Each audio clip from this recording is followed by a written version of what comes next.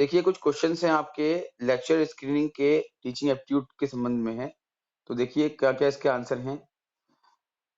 In which as ceremony बिस्मिल्लाह खानी इन मुस्लिम education system was held. मुस्लिम शिक्षा प्रणाली में बिस्मिल्लाह खानी रस्म किस आयु पर होती थी? तो इसका सही उत्तर है क्या आपका 4 वर्ष 4 दिन और 4 दिन। 4 वर्ष 4 माह 4 दिन। ठीक है। उच्च शिक्षा के लिए के कौन से संस्थान मुस्लिम काल में उपलब्ध थे? तो मदरसा, मकतब जो थे वो आपके छोटी मतलब क्या कह सकते हैं उसको प्राथमिक और शिक्षा के लिए होते थे। ठीक है। फिर शहजादा सॉरी शाहजहां ने किस मुस्लिम शिक्षा केंद्र को सिराज ए हिंद कहा है?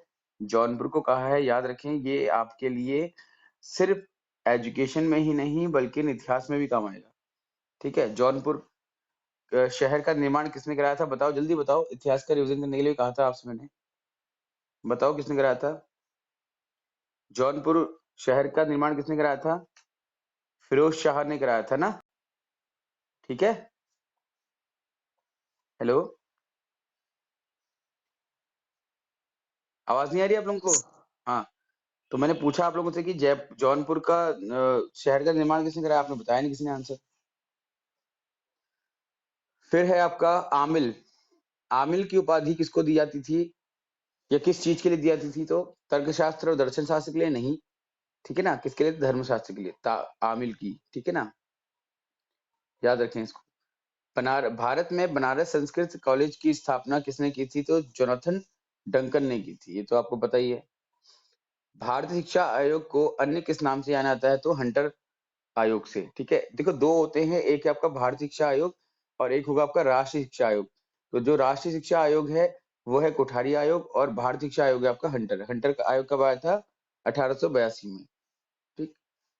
फिर है मध्यकाल में अनुशासन की व्यवस्था कैसी थी? दमनात्मक थी। ठीक। इसके बाद फोर्ट विलियम कॉलेज की स्थापना किसके द्वारा की गई थी? तो आप जानते हैं कि लॉर्ड वेलेजली। ठीक है।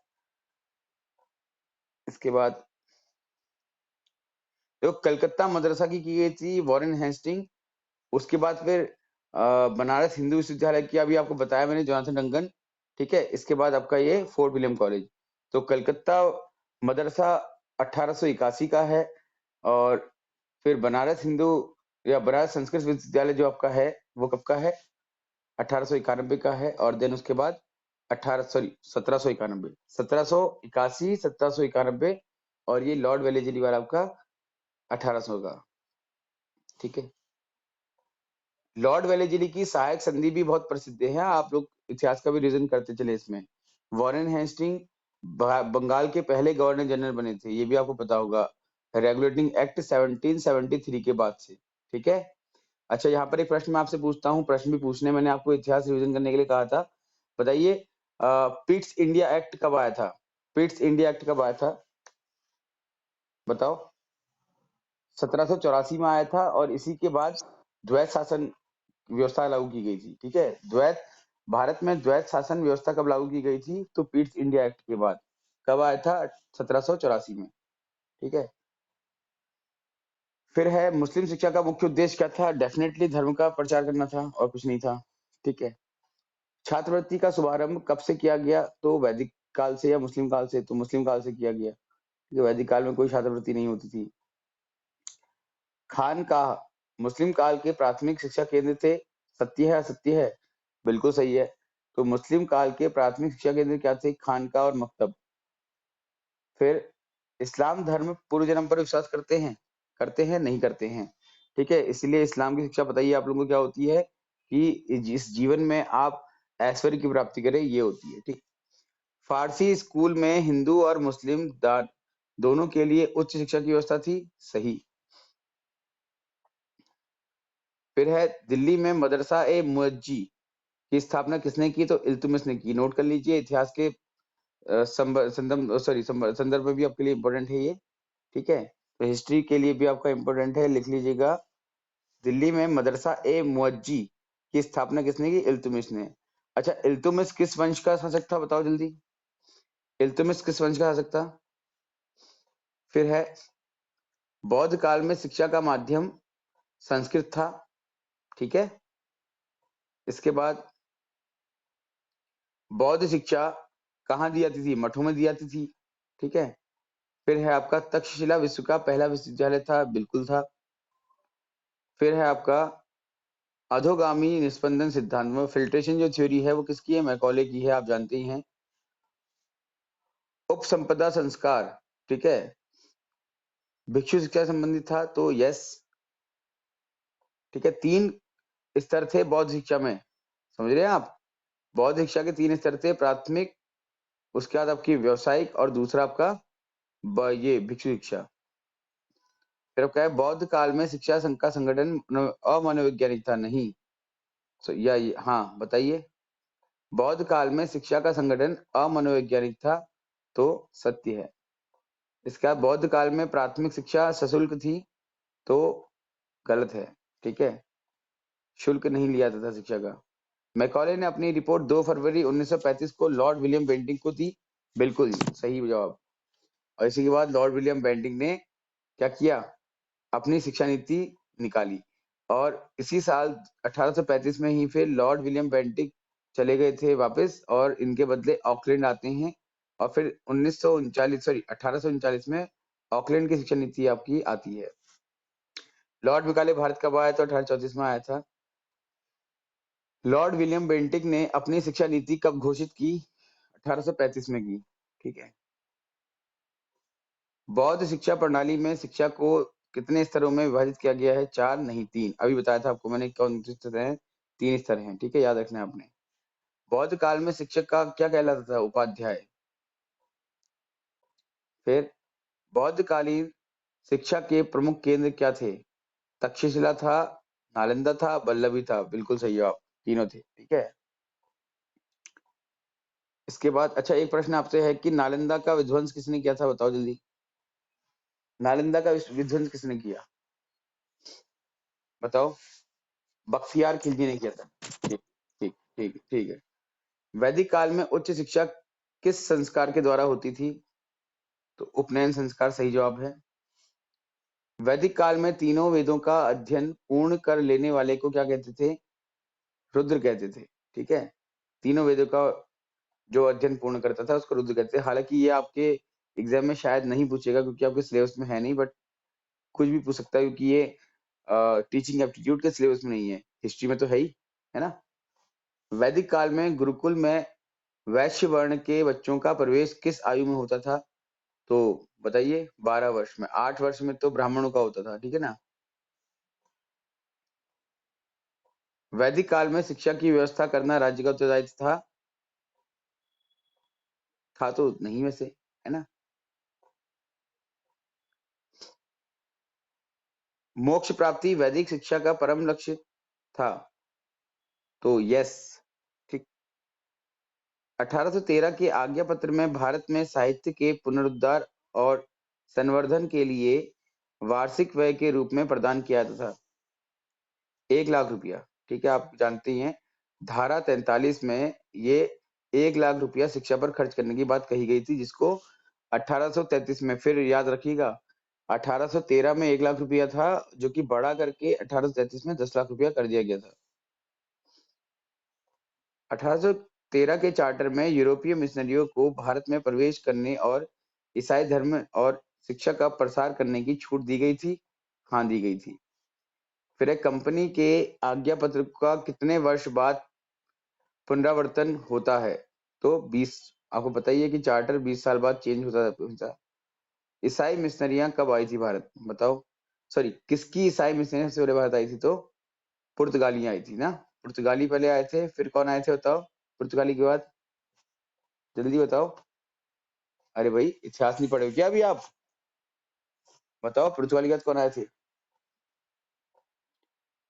पुर्तगाली, डच, अंग्रेज, फ्रांसीसी एंड देन डेनिश, ठीक है। रिवीजन करो थोड़ा सा। ईस्ट इंडिया कंपनी ने भारत में कब प्रवेश किया? तो 1613 में, ठीक है। वैदिक काल में शिक्षा प्रदान करने का माध्यम संस्कृत भाषा था, आप जानते ही हैं। वैदिक काल में शिक्षा का प्रमुख केंद्र क्या था? तक्षशिला था। ठीक है, काशी भी था वैसे, काशी, प्रयाग, मिथिला, तक्षशिला सभी थे ये। हाँ, सभी थे ऐसे, उपरोक्त सभी अगर होता है इसमें ऑप्शन तो उपरोक्त सभी करना था आपने इसका, लेकिन तक्षशिला से पुराना है तो इसलिए वही कर दिया। वैदिक काल में ब्राह्मणों की शिक्षा पर एक छत्र अधिकार नहीं था, असत्य है। ब्राह्मणों का शिक्षा पर एक छत्र अधिकार था वैदिक काल में। कैसे? देखिए, अस्पृश्यता को किस संविधान के किस अनुच्छेद के अंतर्गत समाप्त किया गया है? तो 17 के अंतर्गत। ठीक है, किस संविधान संशोधन अधिनियम के तहत शिक्षा को समवर्ती सूची में रखा गया है? तो 42वें संविधान संशोधन के अंतर्गत। राइट। निम्नलिखित में से कौन सा अधिकार मौलिक अधिकारों की आत्मा के रूप में जाना जाता है? तो राइट टू कॉन्स्टिट्यूशनल रेमेडीज, यानी संवैधानिक उपचारों का अधिकार। आर्टिकल 21 ए कब जोड़ा गया? 86वें संविधान संशोधन 2002 में।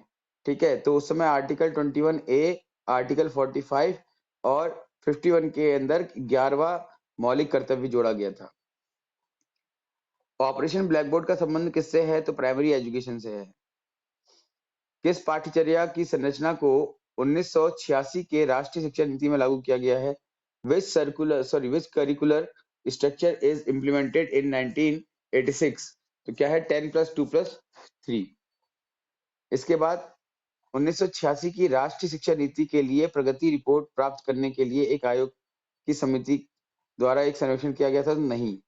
ठीक है, यूनेस्को का प्रतिवेदन सीखना यानी learning the treasure with in किस वर्ष आया था? तो 1986-96 में आया था। याद रखें इसको, डेलर्स रिपोर्ट के नाम से जानते हैं। 4 पिलर ऑफ लर्निंग इन्होंने बताए थे। ठीक है, इसी को learning the treasure with in कहते हैं। अंतरराष्ट्रीय मुक्त एवं दूर शिक्षा परिषद की स्थापना कब हुई थी? 1938 में हुई थी। ठीक है, वैदिक काल में शिक्षा का उद्देश्य क्या था? तो आध्यात्मिक विकास। वैदिक काल में शिक्षा की शुरुआत समावर्तन समारोह से होती है। यह कथन कैसा है? सत्य है, असत्य है? तो बिल्कुल असत्य है, क्योंकि उपनयन संस्कार से होती है। किस नीति में भारतीय शिक्षा को 4 स्तरों में वर्गीकृत किया गया है? वुड डिस्पैच इसका आंसर है, जिसमें इन्होंने primary, middle, high and university level की एजुकेशन बताई है।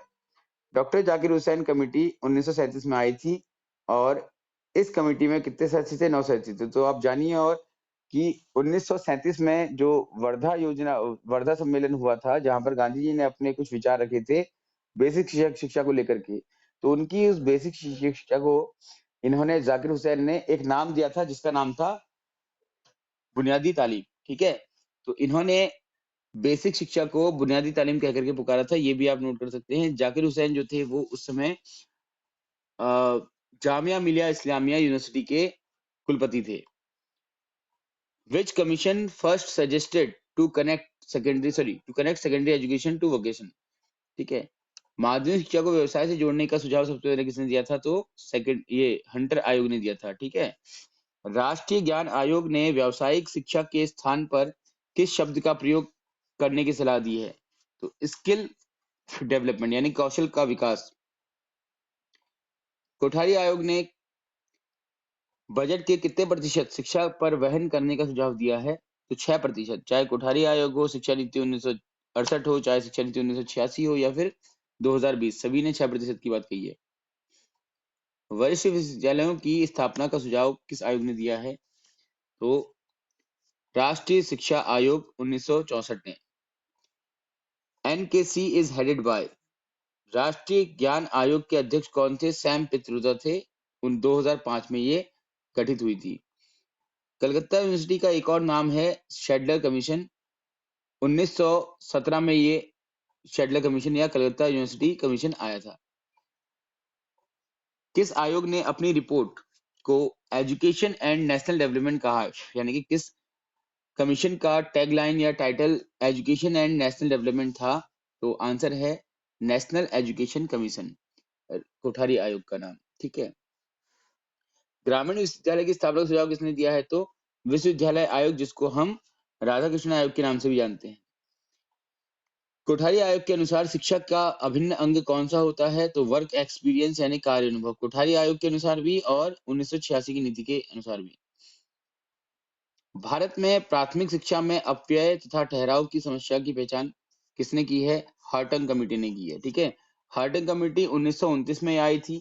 ओके, तो इस कमेटी ने प्राथमिक शिक्षा में अपव्यय और ठहराव पर अपने जो समस्या वो क्या बोलते चिंता थी वो व्यक्त की थी।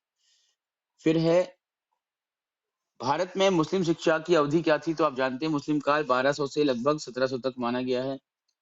इसके बाद वर्तमान भारतीय समाज की आंतरिक शक्तियों में मुख्य रूप से मान्यताएं एवं परंपराएं आती हैं। यस। किस वर्ष में शिक्षा का अधिकार मौलिक अधिकार के रूप में दिया गया? तो 2009 में दिया गया, आरटी एक्ट।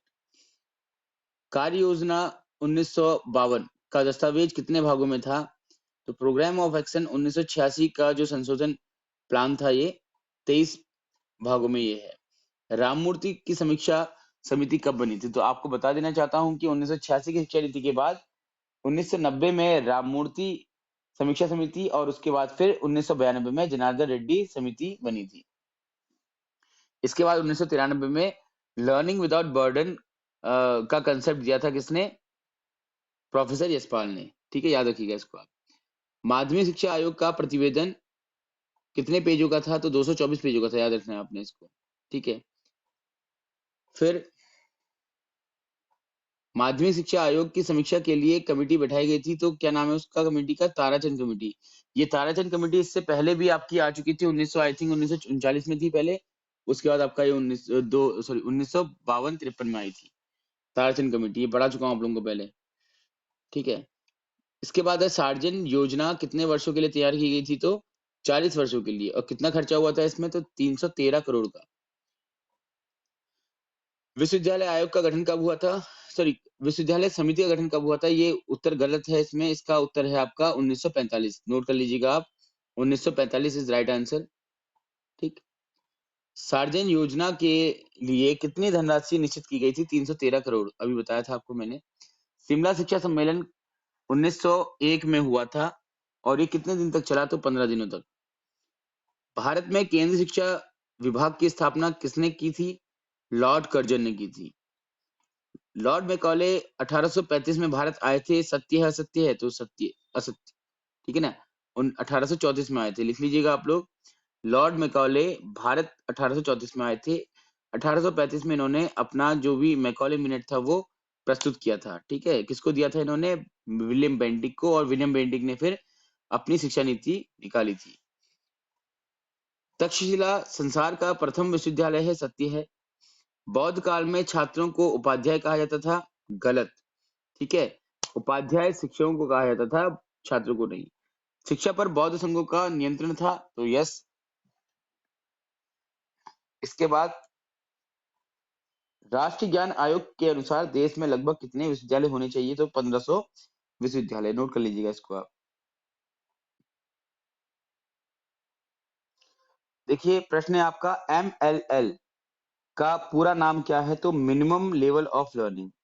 हम ये क्या कर रहे हैं आपको पहले बता चुका हूं मैं। जो आपका एग्जाम होना है लेक्चर स्क्रीनिंग का संडे के दिन, तो उसके लिए कुछ क्वेश्चंस हैं। इसको अगर आप पढ़ लेंगे तो आपको थोड़ा सा बेनिफिट मिल सकता है टीचिंग एप्टीट्यूड में। ठीक है, अब बीच में प्रश्न करते रह रहा हूँ आपसे, तो आप उसका उत्तर भी दीजिए। The stress related problem of the students can be remove through. छात्रों के तनाव संबंधी समस्या को दूर किया जा सकता है, कैसे? गाइडेंस एंड काउंसलिंग के माध्यम से। यस। छात्रों की आवश्यकता और रुचि में महत्वपूर्ण है क्या? उनका मनोवैज्ञानिक नींव। फिर है अध्यापक शिक्षा के राष्ट्रीय पाठ्यचर्या यानी कि NCFTE 2009 में कुल कितने दस्तावेज थे? तो याद रखिएगा 6 दस्तावेज थे। इसको आप नोट कर लीजिए, इंपॉर्टेंट है आप लोगों के लिए। NCFTE 2009 में कुल कितने चैप्टर थे? तो 9 चैप्टर, 6 चैप्टर थे। इसके बाद राइट टू एजुकेशन कब अस्तित्व में आया? तो 1 अप्रैल 2010 को आया था। बन तो 9 में गया था लेकिन लागू कब हुआ? तो 1 अप्रैल 2010 में। इसके बाद पाठ्य सहगामी क्रियाओं का उद्देश्य क्या है? तो भावात्मक, मानसिक एवं शारीरिक विकास, तीनों ही उद्देश्य हैं इसके। मूल्यांकन जो एक परियोजना के अंत में किया जाता है उसे क्या कहते हैं? तो योगात्मक मूल्यांकन कहते हैं। ठीक है, इसके बाद important factor of curriculum to help to achieve, ठीक है। किसी भी करिकुलम का, पाठ्यक्रम का सबसे महत्वपूर्ण जो कारक होता है वो क्या होता है? ऑब्जेक्टिव्स होते हैं, उद्देश्य होते हैं। प्रार्थना सभा पाठ्यक्रम का एक भाग है, यस बिल्कुल। संस्कृति पाठ्यक्रम का निर्धारक होती है, बिल्कुल होती है। एनसीएफटी के अध्यक्ष कौन थे? तो ये याद कर लीजिएगा, नेम नोट कर लीजिएगा आप लोग, इंपॉर्टेंट है आपके लिए, प्रोफेसर CL आनंद, ठीक है। पाठ्यक्रम में सुधार के लिए एक प्रक्रिया होनी चाहिए, कैसी? आंतरिक। एनसीईआरटी की स्थापना किस वर्ष हुई थी? तो 1961 में हुई थी। एनसीएफ का फुल फॉर्म क्या है? नेशनल करिकुलम फ्रेमवर्क, आप जानते हैं। एनसीएफ क्या है? एनसीएफ के अनुसार टीचर क्या है? तो फैसिलिटेटर है, समन्वयक है, सहायक है। यहीं से एनसीएफ की कुछ बातें और मैं बता देता हूं आप लोगों को कि एनसीएफ में जो करिकुलम है वो कैसा होना चाहिए। तो कंस्ट्रक्टिविस्ट अप्रोच को इन्होंने फॉलो किया है, यानी कि रचनावादी पाठ्यक्रम होना चाहिए। शिक्षक कैसा होना चाहिए? तो सिर्फ फैसिलिटेटर की तरह होना चाहिए, जो मॉनिटरिंग करे बच्चों को, ठीक है ना। बच्चों का रोल इसमें अधिक से अधिक होना चाहिए। ऐसी बहुत सारी बातें एनसीएफ में है। Purpose of evaluation is not, मूल्यांकन का उद्देश्य क्या नहीं है? तो to motivate children to study under threat, छात्रों को भय के वातावरण में सीखने के लिए प्रेरित करना बिल्कुल नहीं है। धीमा सीखने वाले छात्र वाले दोनों के रूप में बताना तो नहीं है। छात्रों की पहचान करना जिन्हें उपचारात्मक शिक्षण की आवश्यकता है, तो ये भी नहीं, ठीक है। उपरोक्त सभी इसका आंसर हो जाएगा, ठीक। राष्ट्रीय संचालन समिति के अध्यक्ष कौन है? प्रोफेसर यशपाल। ये राष्ट्रीय संचालन समिति का संबंध किससे है? नेशनल स्टीयरिंग कमेटी का संबंध है आपका एनसीएफ से। तो एनसीएफ को बनाने के लिए एक समिति बनाई गई थी जिसको हम नेशनल स्टीयरिंग कमेटी कहते हैं, उसके अध्यक्ष थे आपके प्रोफेसर यशपाल। फिर है आपका एनसीएफ अन्य पाठ्य क्षेत्रों पर ध्यान आकर्षित करता है, जैसे किन क्षेत्रों पर ध्यान आकर्षित करता है? कला और विरासत, स्वास्थ्य और शारीरिक शिक्षा, शांति शिक्षा, ये सभी। इसके बाद आपका है प्रश्न, शिक्षा में प्रमुख बदलाव शिक्षक केंद्रित से हो गए हैं शिक्षार्थी केंद्रित। इस मंत्रालय की पहल पर एनसीएफ 2005 तैयार किया गया था। तो कोई भी शिक्षा संबंधी कार्य होता है तो वो ministry of human resource development द्वारा किया जाता है, जो कि अब दोबारा से शिक्षा मंत्रालय के रूप में जानी जाएगी 2020 के शिक्षा नीति के लागू होने के बाद। शिक्षण की देखरेख का प्रमुख उद्देश्य होना चाहिए क्या? छात्रों का कल्याण, ठीक है। इसके बाद प्राथमिक स्कूल या विद्यालय शिक्षक सीधे तौर पर जिम्मेदार होते हैं, कौन? हेडमास्टर। एनसीएफ 2005 के अनुसार कक्षा 1 व कक्षा 2 के विद्यार्थियों के लिए मूल्यांकन होना चाहिए प्रेक्षण पर के आधार पर, यानी कि ऑब्जर्वेशन पर आधारित। 2005 एनसीएफ 2005 के अनुसार कक्षा में एक शिक्षक की भूमिका कैसी होनी चाहिए? तो फैसिलिटेटर की होनी चाहिए। अभी थोड़ी देर पहले ये प्रश्न हमारा आया था।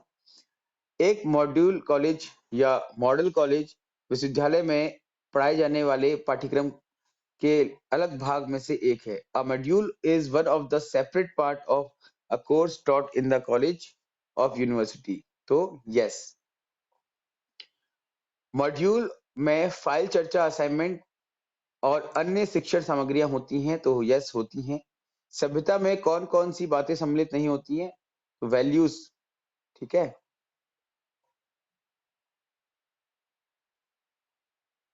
इसके बाद पाठ्य वस्तु निम्न में से किसका भाग होता है? तो करिकुलम का होता है, पाठ्यक्रम का होता है।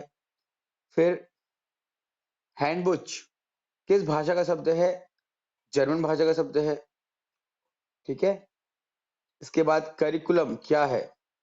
Overall activities of an institution, किसी भी संस्था में कराई जाने वाली समग्र गतिविधियों को हम पाठ्यक्रम कहते हैं, ठीक है। फिर है आपका handbook is sometimes referred to as a vademecum, handbook को हम कभी कभी वेडमेकम भी कहते हैं। इसका अर्थ होता है क्या? Go with me. शिक्षा मनुष्य की सहज शक्तियों का स्वाभाविक और समरस और क्रमिक विकास है, यह किसने कहा है? तो पेस्टोलॉजी ने कहा है। अधिगम परिमाण पर आधारित होता है होना यह किस पाठ्यक्रम तत्व की विशेषता है? करिकुलम के उद्देश्य और ऑब्जेक्टिव जो आपके लक्ष्य और उद्देश्यों की ये विशेषता है। ठीक है। पाठ्यक्रम की प्रभावशीलता किसके द्वारा निर्धारित की जाती है? तो मूल्यांकन के द्वारा। पाठ्य वस्तु डैश प्रकार का पाठ्यक्रम है, तो लिखित प्रकार का पाठ्यक्रम है। ठीक है। उपागम प्रोफेसर एच सी मॉरिसन के नाम से जुड़ा है, कौन सा यूनिट? तो एच सी मॉरिसन ने जो करिकुलम दिया है या अप्रोच दी है उसको यूनिट अप्रोच कहते हैं हम। ठीक है। इसके बाद उपागम में विषय को छोटी इकाइयों में बांटा जाता है, किसमें? यूनिट उपागम में। राइट। डैश एक प्रकार का संदर्भ कार्य है क्या? संदर्भ कार्य है क्या? हैंडबुक। इसके बाद आपका है पाठ्य पुस्तक को प्रिंट में शिक्षक कहा जाता है, बिल्कुल सही है। वास्तविक जीवन स्थितियों के संबंध में सिद्धांत पाठ्यक्रम में सीखने के अनुभव का चयन से संबंधित नहीं है, तो गलत। ठीक है, संबंधित है। The outline of the content is विषय वस्तु की रूपरेखा क्या है? पाठ्य वस्तु। ठीक। इसका देखिए आप, the type of curriculum could not move above elementary stage. पाठ्यक्रम का प्रकार जो वास्तविक स्तर के ऊपर नहीं जा सकता, क्या है? Activity centred curriculum. Detail contents of the subject for a class is called. किसी कक्षा के लिए विषय की विस्तार विषय वस्तु को कहा जाता है, कोर्स। ठीक है। विषय केंद्रित पाठ्यक्रम निम्न पर आधारित होता है, किस पर? कंटेंट पर, विषय वस्तु पर। फिर है आपका पाठ्यक्रम सहगामी क्रियाओं का उद्देश्य है भावात्मक विकास, मानसिक विकास, शारीरिक विकास या ये सभी। तो क्या है? मानसिक विकास। ओके। वैसे सभी होता है ये तो, उपरोक्त सभी इसका आंसर होगा। ठीक है। शिक्षा के वर्गीकरण का निर्धारण होता है, उद्देश्यों के वर्गीकरण का निर्धारण किया गया है बीएस ब्लूम द्वारा। बीएस ब्लूम ने ब्लूम टैक्सोनॉमी दी है जहां पर इन्होंने 3 डोमेन बताए हैं, किसके? टीचिंग ऑब्जेक्टिव्स के। ठीक है।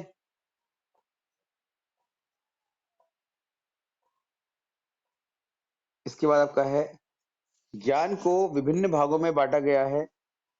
देखिए इसमें कुछ क्वेश्चंस के आंसर गलत मेंशन हुए हैं, तो मैं आपको करेक्ट करा दे रहा हूं। ठीक है, उसको आप करेक्ट कर लीजिएगा। ज्ञान को विभिन्न भागों में बांटा गया है। Knowledge is compartmentalised in activity centred curriculum, problem centred curriculum, child centred curriculum या सब्जेक्ट सेंटर्ड करिकुलम। तो सब्जेक्ट सेंटर्ड करिकुलम इसका आंसर। फिर आपका है कार्य केंद्रित पाठ्यक्रम की विशेषता होती है छात्र रुचि, व्यवहारिक कार्य का प्रशिक्षण और सर्वांगीण विकास, ये सभी। जॉन डीवी की सोच पर आधारित पाठ्यक्रम है कार्य केंद्रित पाठ्यक्रम, विषय केंद्रित पाठ्यक्रम, छात्र केंद्रित पाठ्यक्रम या ये सभी। तो इसका उत्तर क्या है आपका? कार्य केंद्रित पाठ्यक्रम। फिर आपका है इनमें से केवल अंतरवासी गतिविधियां यानी कि इंडोर एक्टिविटीज होती हैं, ठीक है, नहीं होती बल्कि बाहरी गतिविधियां भी होती हैं। Syllabus, course, curriculum. तो करिकुलम इसका आंसर है। Summative evaluation take place. योगात्मक मूल्यांकन कब होता है? आफ्टर या आफ्टर रेगुलर इंटरवल, निरंतर समय अंतराल के बाद होने वाले पाठ्यक्रम को हम फॉर्मेटिव असेसमेंट बोलते हैं। ठीक है।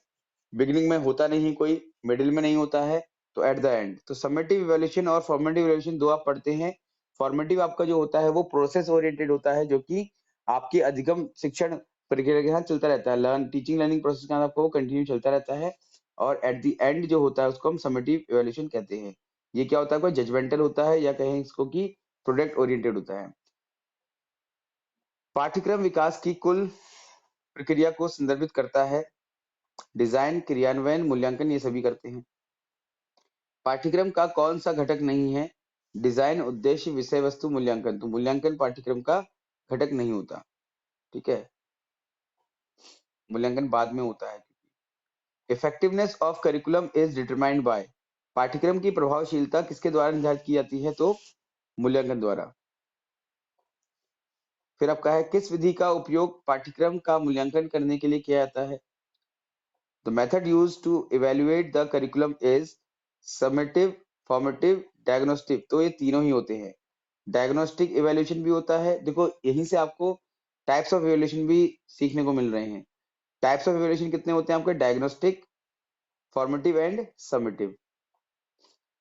Other than to improve why do we need to evaluate curriculum? सुधार के अलावा हमें पाठ्यक्रम का मूल्यांकन करने की आवश्यकता क्यों है? तो इसका उत्तर आपका है कि ताकत और कमजोरी की पहचान करने के लिए, वांछित पाठ्यक्रम परिमाण की निगरानी करने के लिए और गाइड करने के लिए, इन सभी के लिए है। इसका प्रश्न आपका है मूल्यांकन जो एक योजना के अंत में किया जाता है उसको हम समेटिव कहते हैं। पाठ्यक्रम विकास कितने प्रकार का होता है? तो 2 प्रकार का होता है। एक पाठ्यक्रम विद्यालय का खाका है जिसमें अनुभव शामिल हैं, ठीक है, शिक्षार्थी के। अवलोकन दृष्टि के माध्यम से प्राप्त ज्ञान का प्रतिशत है कितना? 75%। यानी कि जो आप देख करके ज्ञान प्राप्त करते हैं ना, कितना होता है? 75% होता है। पाठ्यक्रम विकास में पहला चरण है ऑब्जेक्टिव, उद्देश्य। पाठ्यक्रम के विकास को प्रभावित करने वाली शक्तियों को कहा जाता है क्या? फाउंडेशन ऑफ करिकुलम, ठीक है। पाठ्यक्रम मूल्यांकन के लिए आवश्यक जानकारी प्रदान करता है कौन? शिक्षक, स्कूल प्रबंधक या विद्यालय प्रबंधक और पाठ्यक्रम विशेषज्ञ, ये सभी करते हैं। प्रत्यक्ष अवलोकन द्वारा प्राप्त आंकड़ों से होता है क्या? समेटिव डाटा, ठीक है। Data obtained by direct observation is summative data. Montessori, kindergarten are example of child centred education. Dash curriculum focused on integrated and meaningful knowledge of the people। कौन सा? सहसंबंध या कोरिलेटेड। डैश पाठ्यक्रम जीवन जीने की समस्याओं पर ध्यान केंद्रित करता है। कौन सा? समस्या केंद्रित पाठ्यक्रम। पाठ्यक्रम में सुधार कंटिन्यूअस या लगातार चलने वाली प्रक्रिया होनी चाहिए। वर्तमान शिक्षा प्रणाली में पाठ्यक्रम का सब्जेक्टिव या विषय केंद्रित प्रयोग किया जाता है, ठीक है। डैश पाठ्यक्रम परिवर्तन का अर्थ है क्या? ऑब्जेक्टिव, उद्देश्य। Changing the curriculum means changing the objectives. अगर जब आप करिकुलम को चेंज करते हैं तो आप क्या कर रहे होते हैं? उसमें ऑब्जेक्टिव्स को चेंज कर रहे होते हैं, ठीक है। चेकलिस्ट का प्रयोग कर पाठ्यक्रम को पूर्ण रूप से मूल्यांकन किया जाता है, बिल्कुल सही। पाठ्यक्रम के बारे में मूल्य निर्धारण तो निर्णय करना पाठ्यक्रम विकास है, असत्य।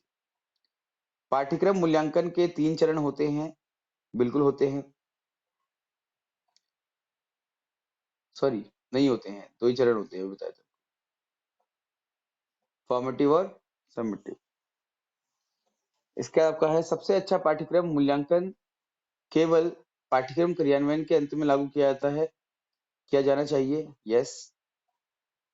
मुख्य पाठ्यक्रम का दृष्टिकोण यह था कि मुख्य होगा यहाँ पर, हाँ, दृष्टिकोण यह था कि सभी छात्र सामान्य और आवश्यक शिक्षण का एक सेट का अनुभव करेंगे जो शिक्षार्थी के लिए आवश्यक थे।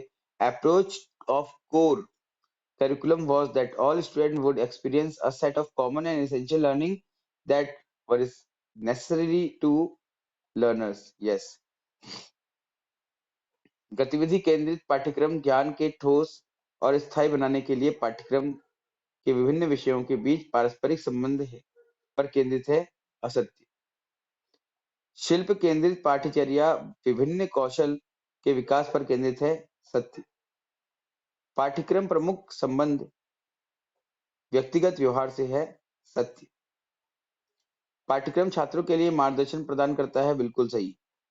पाठ्यक्रम विकास के 6 चरण होते हैं, नहीं, ठीक है। चलिए देखिए, when a researcher fill, researcher के या टीचर कर लीजिएगा आप। The answer himself which is given by responded is known है। जब प्रश्नकर्ता स्वयं उत्तरदाता के द्वारा दिए गए प्रश्नों को लिखता है तो उसे क्या कहते हैं? शेड्यूल कहते हैं, ठीक है, अनुसूची कहते हैं। इसके बाद किसी भी सेवाओं में चयन से पूर्व उम्मीदवार की उस सेवा में रुचि जानने हेतु मनोवैज्ञानिक परीक्षण किया जाता है, उसे कहते हैं अभिरुचि परीक्षण। जैसे आपका टीचिंग एप्टीट्यूड है। एक जब एक शोधकर्ता सांस्कृतिक अध्ययन हेतु किसी समूह में सम्मिलित होकर आंकड़े एकत्रित करता है तो उसे कहते हैं क्या? सहभागी अवलोकन, ठीक है। रेंसे लिकर्ट ने आंकड़े प्राप्त करने हेतु उपकरण दिया है जिसे कहते हैं रेटिंग स्केल। रेटिंग स्केल किसने दिया है? तो लिकर्ट ने दिया हुआ है, ठीक है। ये आपने जो टेक्निक्स ऑफ इवैल्यूएशन है ना आपका चैप्टर वो सिलेबस में, तो उससे संबंधित ये प्रश्न है, रेटिंग स्केल। इंक ब्लॉट परीक्षण में लाल व काले रंग के रंगीन कार्डों की संख्या होती है कितनी? 2। वैसे 10 कार्ड होते हैं बट लाल और काले रंग के जो कार्ड हैं वो 2 ही होते हैं। टीएटी का प्रतिपादक कौन है? मॉर्गन तथा मुरे। टीएटी में पुरुष व महिला के कितने कार्ड होते हैं? तो कुल मिलाकर के 20 प्रयोग कर सकते हैं क्योंकि टोटल टीएटी में 30 कार्ड होते हैं जिनमें से 10 होते हैं महिला के लिए, 10 पुरुष के लिए और 10 होते हैं आपके दोनों के लिए। तो एक व्यक्ति जब करेगा, चाहे वो पुरुष हो चाहे महिला हो, तो वो 20 ही कर पाएगा। शाही धब्बा परीक्षण है क्या? व्यक्तित्व परीक्षण।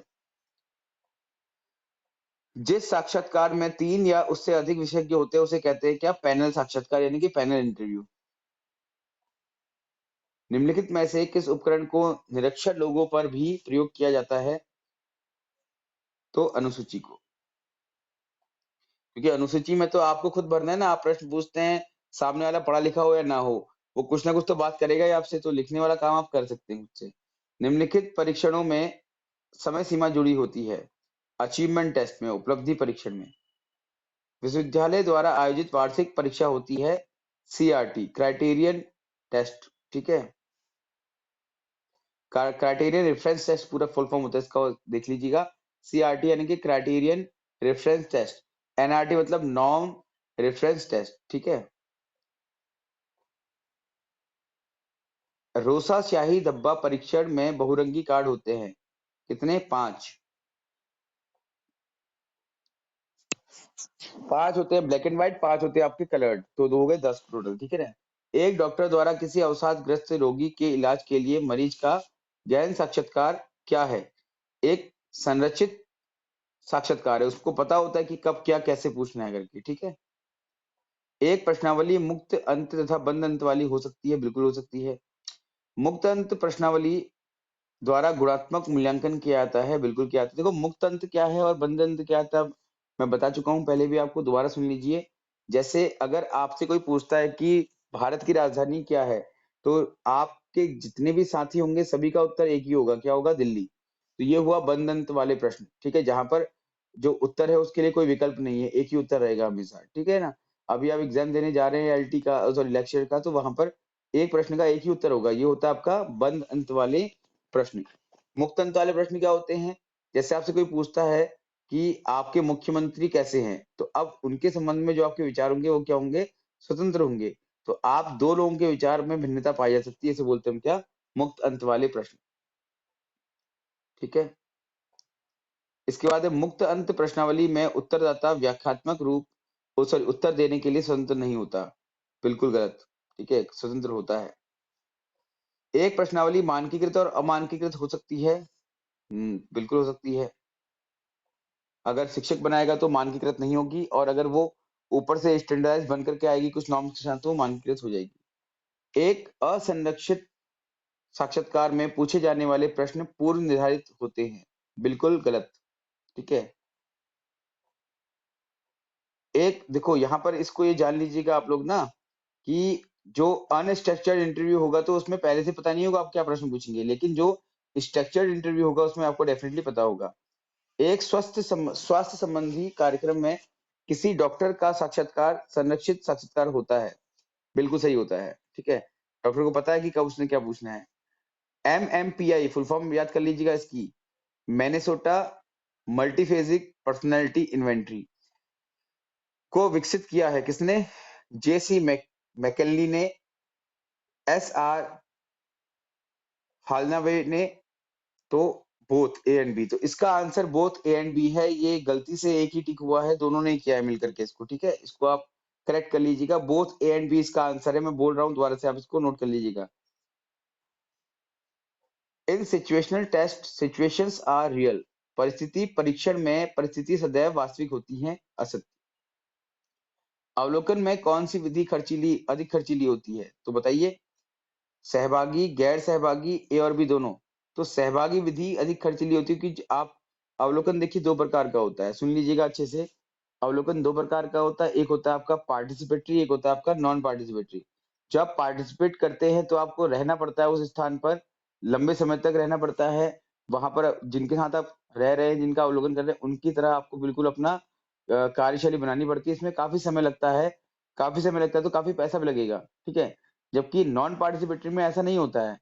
जैसे एज अ स्टूडेंट अगर आप बीएड कॉलेज में एडमिशन ले रहे हैं ऑब्जर्वेशन करने के लिए, तो हो जाएगा कि आपका वो पार्टिसिपेटरी ऑब्जर्वेशन।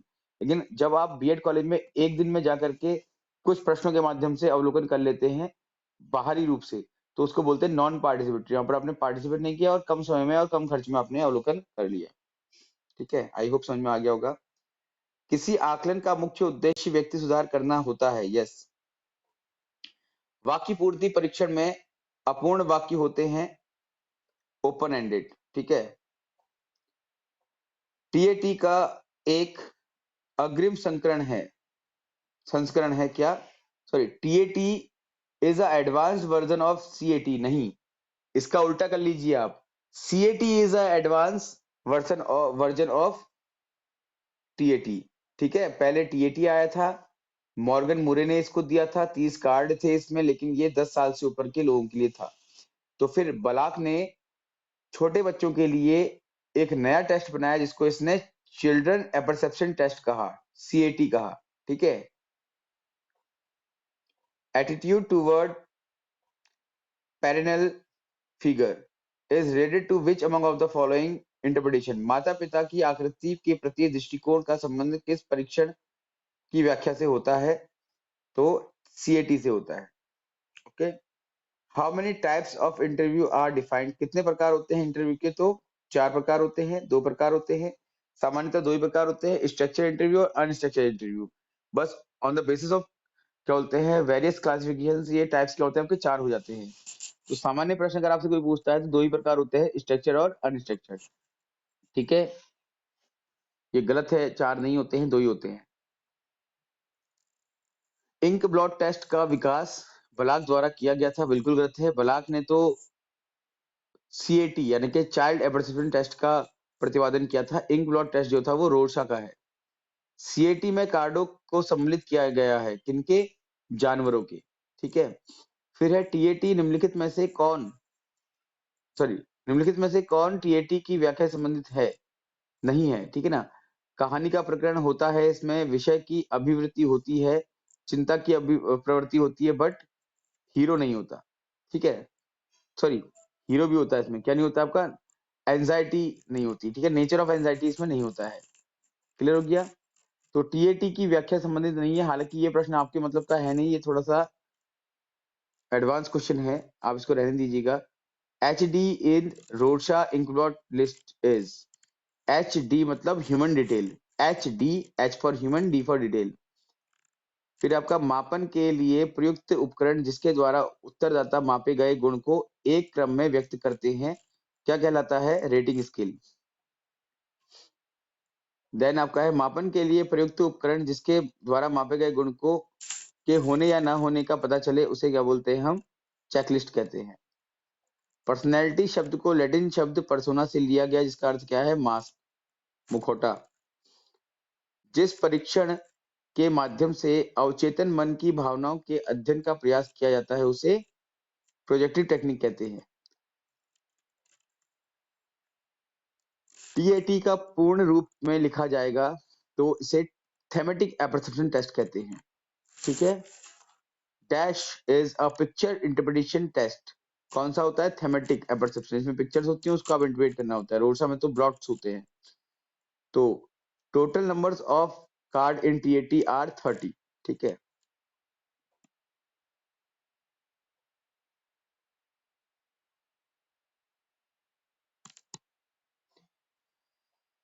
निम्नलिखित में से कौन सी माध्यमिक स्तर पर मूल्यांकन की एक कमी नहीं है? कमी नहीं है पूछ रहा है वो, ठीक है? तो कमियां कौन कौन सी वो देख लो आप।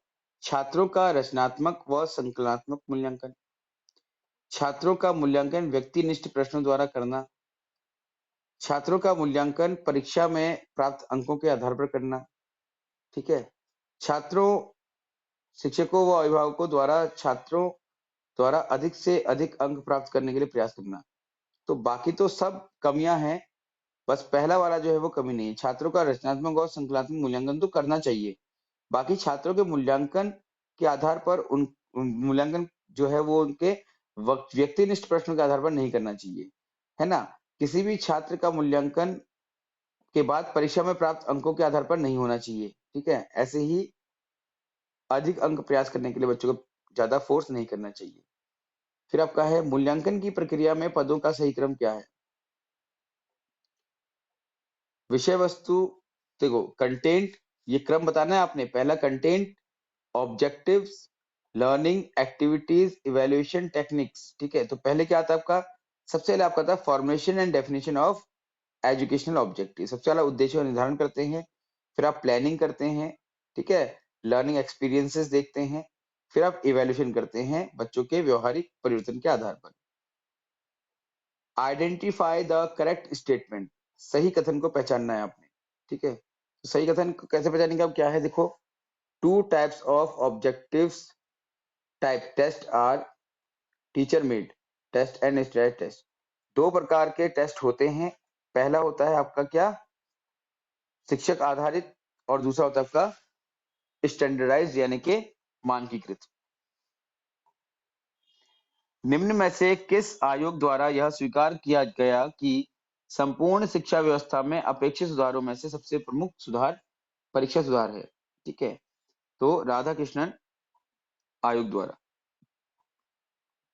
बोलता ना राधाकृष्ण आयोग कि अगर हमको कोई एक परिवर्तन करने के लिए कहा जाए व्यवस्था में, तो हम केवल और केवल परीक्षा प्रणाली में सुधार करने का प्रयास करेंगे। फिर आपका है रचनात्मक आकलन यानी फॉर्मेटिव इवैल्यूएशन।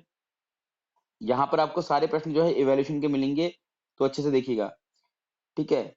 निम्न में से कौन सा सम्मिलित नहीं है उसमें? डिस्कशन, प्रश्न, सहपाठियों द्वारा आकलन या इकाई परीक्षा? तो इकाई परीक्षा इसका उत्तर है। निम्न में से कौन सी एक संकलनात्मक मूल्यांकन की विधि है, यानी समेटिव असेसमेंट? क्या है? Term and examination. निम्नलिखित में से कौन सा अच्छे परीक्षण का गुण नहीं है? तो अच्छे परीक्षण में रिलायबिलिटी होनी चाहिए, ऑब्जेक्टिविटी होनी चाहिए, वैलिडिटी होनी चाहिए, बट सब्जेक्टिविटी नहीं होनी चाहिए, ठीक? फिर आपका है निम्न में से कौन सा कथन रोषाशाही परीक्षण के संदर्भ में सत्य नहीं है? तो यह एक सृजनात्मक मापन की अपेक्षित विधि है, ये गलत है। ये तो व्यक्तित्व मापन की विधि है ना, इसमें 10 कार्ड होते हैं, सही है, ठीक है? कोई भी उत्तर सही या गलत नहीं होता, ये बात सही है, क्योंकि मुक्त अंत वाले प्रश्न होते हैं। यह एक व्यक्तिगत मापन की प्रक्षेपी विधि है, तो बिल्कुल ये भी सही है, ठीक है? इंडिविजुअल है ये।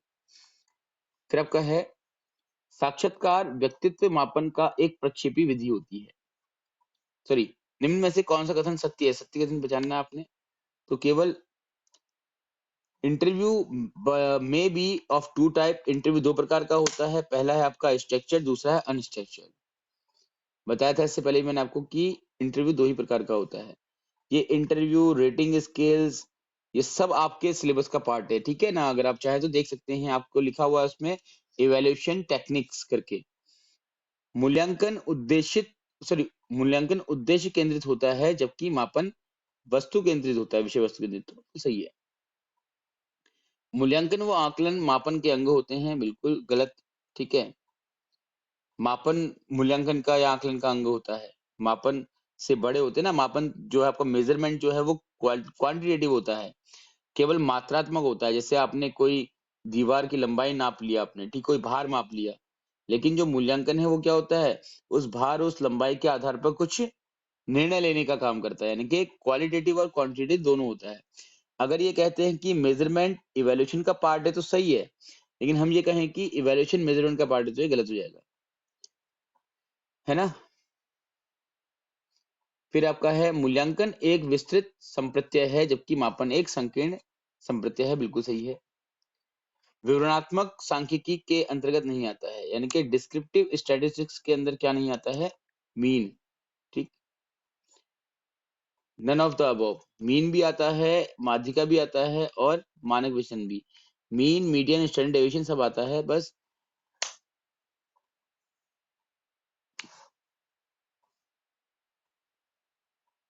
किसी वितरण से प्राप्त P50 किसके बराबर होता है। देखो आप लोग अभी टीचिंग एप्टीट्यूड पढ़ रहे हैं, लेकिन अगर आप अपना जो मैथमेटिकल एप्टीट्यूड देखते हैं सिलेबस में, तो वहां पर आपका मीन मीडियन मोड सिलेबस में है, तो वहां पर आपका ये काम आ सकता है। तो P5 मतलब कि 50 परसेंटाइल का मतलब क्या होता है, मीडियन, ठीक है। सामान्य संभावना वक्र यानी कि एनपीसी के संबंध में क्या सही नहीं है, कि यह विशिष्ट आंकड़ों पर आधारित होता है, ठीक है, ये सही नहीं है। फिर ये आपके काम का नहीं है। सामान्य संभावना वक्र की कुकुदक का मान क्या होता है, 0.632। ये अगर आप फर्दर कोई एग्जाम की तैयारी करते हैं, एमएड या फिर नेट वगैरह, तो वहां काम आ जाएगा आपकी। एक कक्षा में 100 विद्यार्थियों का वार्षिक परिणाम 100% रहा, वक्र का झुकाव क्या होगा, ये भी आपके काम का प्रश्न नहीं है, ठीक है। जो भी एनपीसी के क्वेश्चन हैं उनको आप स्किप कर दीजिए, वो काम के नहीं है आपके। जब एक चर के मान में वृद्धि होने पर दूसरे चर के मान में कमी आती है, तो क्या होता है, नेगेटिव कोरिलेशन होता है, ठीक है। एक बढ़ रहा है तो एक घट रहा है, तो नेगेटिव हो गया ना। एक बढ़ रहा है दूसरा बढ़ रहा है तो पॉजिटिव हो गया। एक बढ़ रहा है दूसरे को कोई फर्क नहीं पड़ रहा तो न्यूट्रल हो गया। गणित विषय और हिंदी के विषय में सामान्यता होती है, क्या होता है, कोई कोरिलेशन नहीं, कोई संबंध नहीं है। किसी वितरण में कुल चतुर्थांश के मान होते हैं कितने, 3। निम्नलिखित में प्रतिशत मान होता है क्या, परसेंटाइल वैल्यू, ठीक है। कोरिलेशन का जो सहसंबंध का मान क्या होता है, ये +1 से -1 होता है, -1 से +1 होता है, काम का नहीं है आपके। किसी वितरण का वक्र सामान्य वक्र होता है, ये भी आपके काम का नहीं है, फिर भी देख लीजिएगा क्वेश्चन आप, ठीक है। फिर आगे बढ़ते हैं हम, ठीक।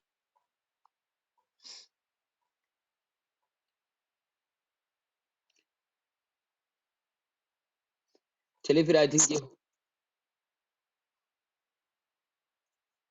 ये टीचिंग एप्टीट्यूड का पार्ट नहीं है ना, ये मैथ्स का पार्ट है, ठीक है। और ये यहाँ पर सॉल्यूशन नहीं है ना जो आपको बता पाऊंगा मैं इसको, ठीक है ना। किसी केंद्रीय प्रवृत्ति की माप को कहा जाता है क्या, मीन। मीन, मीडियन, मोड तीनों ही कहा जाता है। फिर आपका है इसमें आंकड़ों का ग्राफिकल प्रदर्शन सांख्यिकीय विश्लेषण को बनाता है क्या, सरल। फिर होता है ओजाइव, दिए गए आंकड़ों को प्रदर्शित करता है या तो पॉजिटिव या नेगेटिव एसोसिएशन के साथ, ठीक है। चलिए, तो ये हमारा हो गया है डिस्कशन। ये आपको आपके परसों के एग्जाम में हेल्प कर सकता है, अगर आप सारे क्वेश्चंस को अच्छे से देखते हैं, पढ़ लेते हैं, तो हो सकता है कि आप पता कोई क्वेश्चन एज इट इज आ भी जाए एग्जाम में, ठीक है।